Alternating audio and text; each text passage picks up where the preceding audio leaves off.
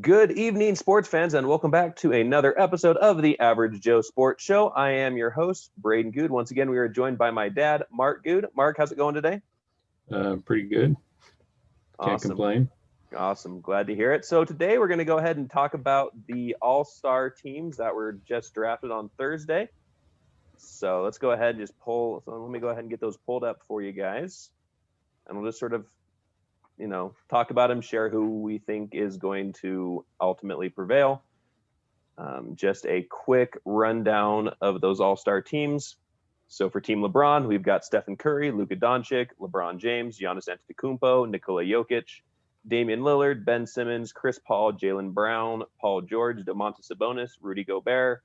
And for Team Durant, we have Kyrie Irving, Bradley Beal, Kawhi Leonard, Jason Tatum, Joel Embiid, James Harden, Mike Conley, who is a replacement for Devin Booker, who got injured, Zion Williamson, Zach LaVine, Julius Randle, Nikola Vucevic, and Donovan Mitchell. So overall, looking at these teams, I got to say, I think LeBron has a bit of an edge. I feel like he's got a lot of shooting help. And I feel like if Kevin Durant was healthy and playing, I think this lineup could be a little bit different. I think I'd be a little bit more, I'd give it more of a chance to succeed. But I feel like LeBron's got a lot of experience on his team. He's got a lot of shooting. I like his picks. I think he drafted pretty smart, just like he has done every year since there's been that All-Star draft format.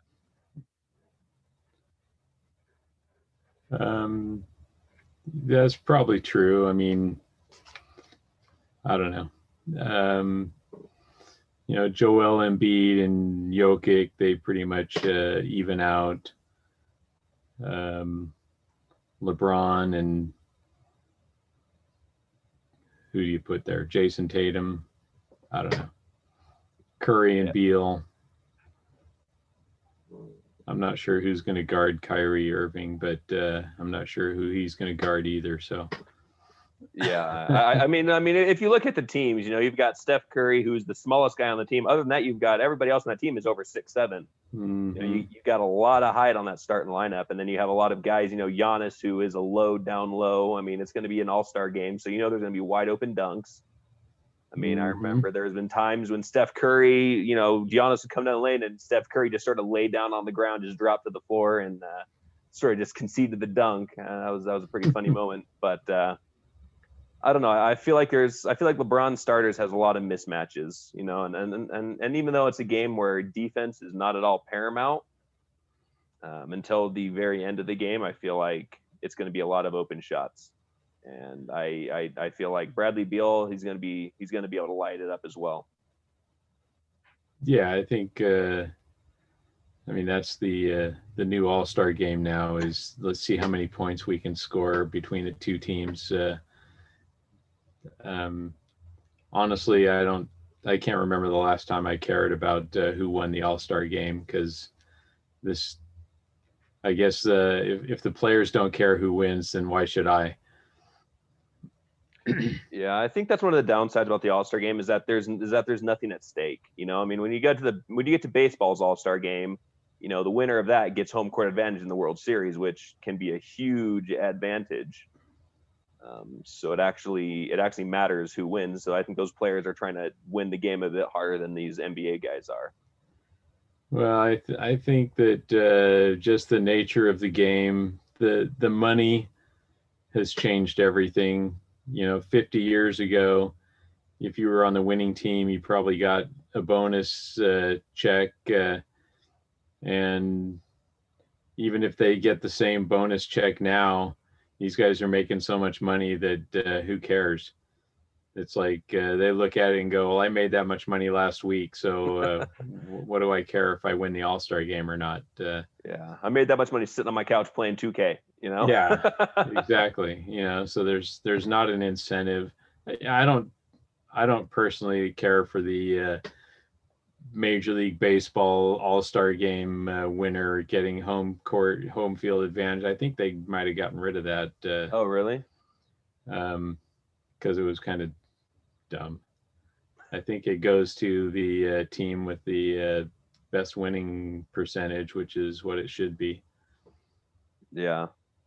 I don't know. I just think that if that was the case, I think it might give the players a little bit something extra to play for if they want to have that home court advantage. I think that was a pretty clever I idea don't that think it baseball would. had. Well, especially not with this format because you've got players from the East and West playing on the same team. So there's no, you have to break it back into the East versus Yeah. the West if you wanted to do that. I think the more interesting thing to me would be U.S. players versus foreign players.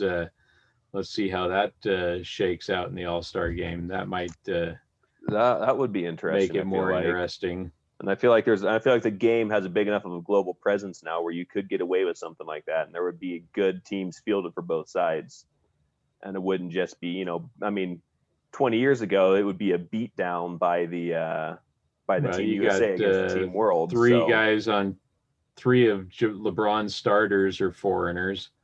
yeah, Ben Simmons from Australia, Rudy Gobert is from France.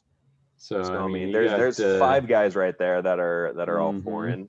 Joel Embiid's from I don't remember. Yeah, I don't know. Cameroon. I think it's Cameroon. Maybe. Yeah, so I mean, it would be interesting to from put Cameroon. put the U.S. players against it's the U.S. versus the world type of a thing. That might make the game more interesting, but yeah, I don't know. I honestly I haven't watched an All-Star game in several years just because it just becomes this how many points 180 points, can we score 200 points? It's like, Yeah.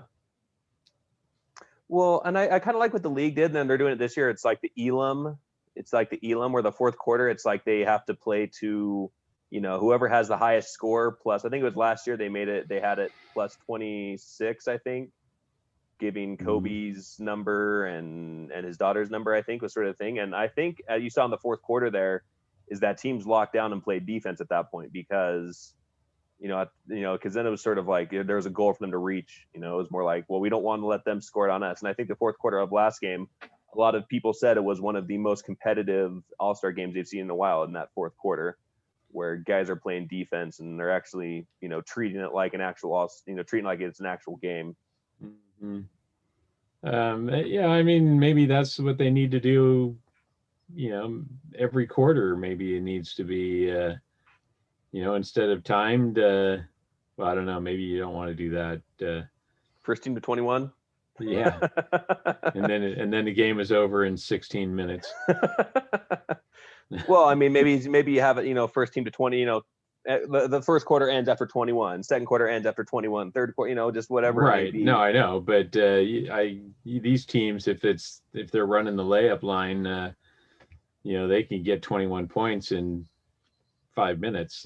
Well, but I feel like adding that element would all of a sudden add that element of adding extra defense to the game, where they're like, well, I don't want to let them get to 21 on my watch. I mean, I think you saw that last year, where that fourth quarter was very hotly contested and players were getting out and players were playing good, solid defense. Mm-hmm.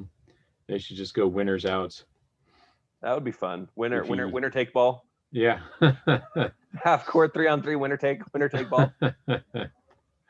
Now that would be fun. I think that'd be a fun idea to have like two different. I mean, you'd still get. If you had 3-on-3, you'd get 12 guys going. You could sort of maybe do like a king of the court. Have like 3 different teams and sort of have like a king of the court rotation.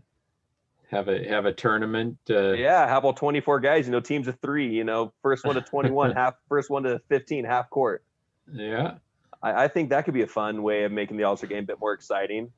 Yeah. I mean, back in the 70s, they used to have their one-on-one competition. Back when the NBA was not as popular as it is now, but I think the skills competition is more compelling at times because you don't know what's going to happen. But the actual game, it's lost some of its luster from the days of the 80s, especially when I remember carrying a lot where the East versus the West was a big deal.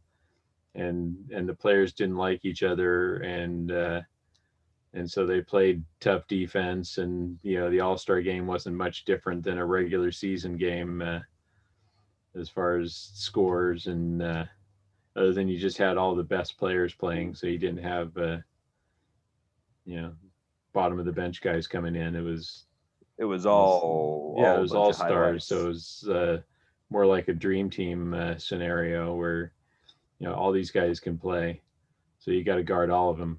You can't slough off on some guy that's Yeah.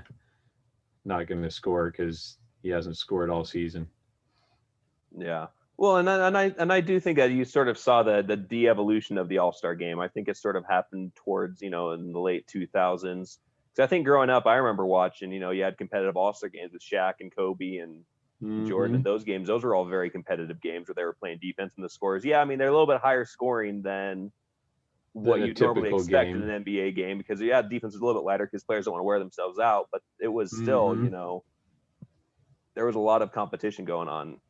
And so I think that today's line, and I think that that's sort of, the league itself has become more offensively driven, less defense. No one really wants to talk about the defensive players anymore. It's all about threes and dunks.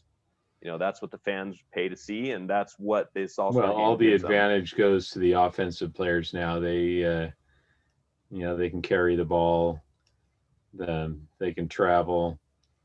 There's all kinds of stuff where if they called the game the way it's supposed to be, although on the defensive end these guys are grabbing and holding and stuff, so it would get pretty ugly if they called all the fouls that are happening every play because it'd be nonstop whistles. Yeah. But well, I mean that would be unfortunate. Yeah, but there's somewhere. I mean, some of these guys are getting called for fouls when they didn't even hit the guy. James Harden. Well, or the offensive player initiates. If you jump into a guy, is that really a foul on him? Well, that's what James Harden's the champion of. He's a champion of getting your arm, sticking, getting his arm in your arm and throwing his arms up in the air, and you're the one getting called for the foul. Yeah, the refs are. He's selling it and they're buying, so you can't fault him for taking what they give him. Yeah.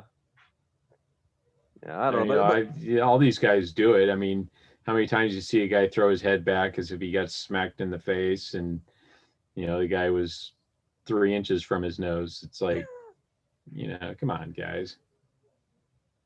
Yeah, well, I mean, and getting back to the lineups for the All-Star game and sort of what I like, I think LeBron went with a very cerebral lineup. If you look at his guys, I mean, you have a lot of guys that are high IQ, Steph Curry, LeBron James, obviously, and then you got Chris Paul, who's one of the smart guys in the game.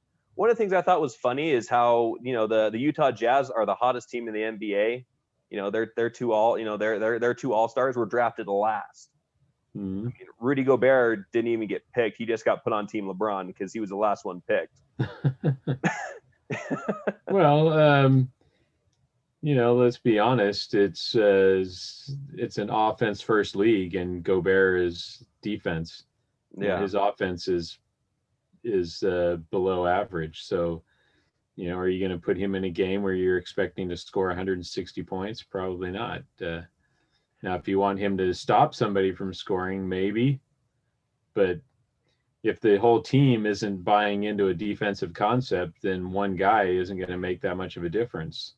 So I agree that, hey, you got to pick guys that are going to shoot the ball or pass the ball. I mean, these guys on LeBron's team, you got Lillard can handle the ball, Paul George, not bad. LeBron, Luka, Antetokounmpo, and Jokic. I mean, these guys all can score. They can pass the ball. I mean, I think they're a better team. I think for Durant, you got a lot of guys that go one-on-one and stuff. Maybe that works in the regular season, but they don't share the ball as well.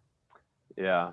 And that's why I would definitely give them the edge, especially because they have, the most clutch player in the league right now in Damian Lillard. I mean, I don't think there's anybody else in the league that I would want to have taken a last second shot with the game on the line in the league today, right now.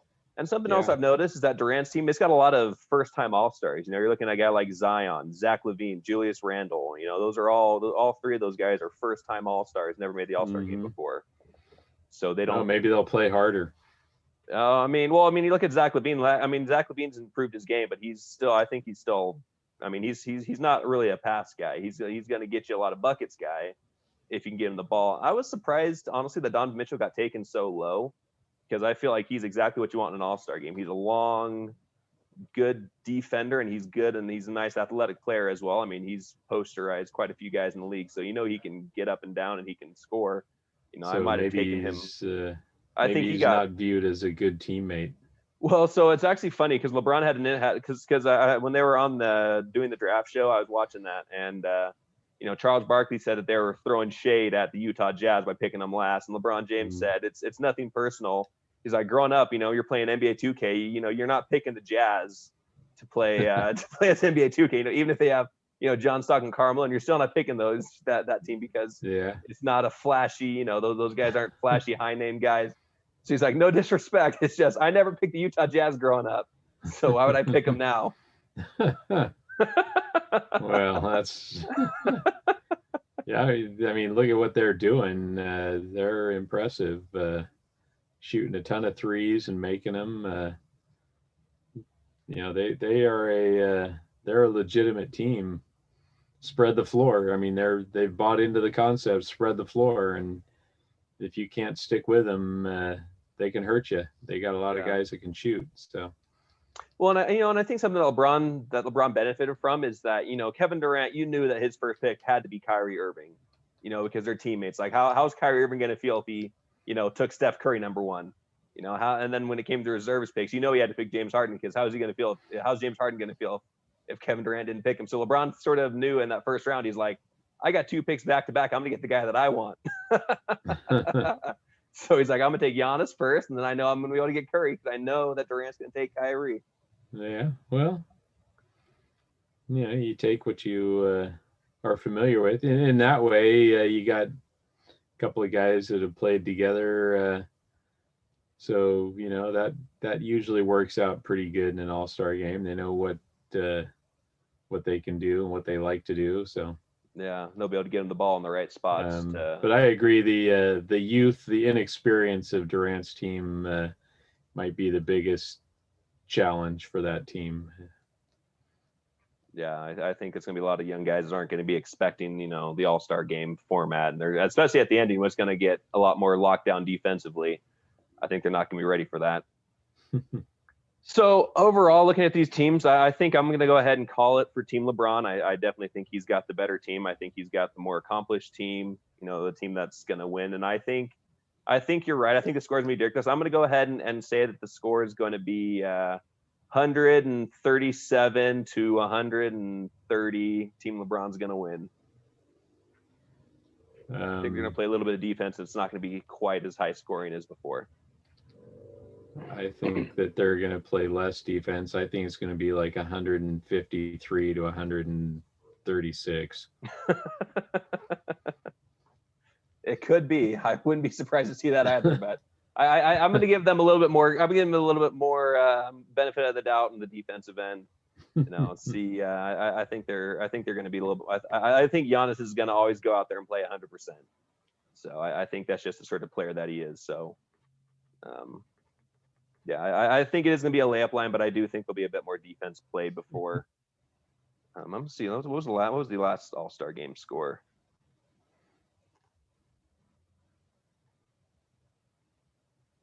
So last season it was 157 to 155. So I'm gonna go ahead and revisit my my initial pick, and I'm gonna say it's gonna be 149 to 146. Team LeBron. I'm gonna say they're gonna win by 3 points there. I don't think it's gonna be that close. I'll stick with my original assessment. I don't think the game's gonna be that close. Yeah. Well, that is our show for the day. Here we go. We got our all-star picks in. Talked a little about that. Any closing remarks, Mark, before we end things? No, I'm just happy the baseball season has started, and Kershaw looked good yesterday. So Yeah. Well, apparently spring training, Trevor Bauer is pitching with one eye closed today. So now take that how you will. I don't know. I think the Dodgers are going to be just fine. Yeah. All right. Well, that has been our show. We will see you guys on Monday for another episode of the Average Joe Sports Show.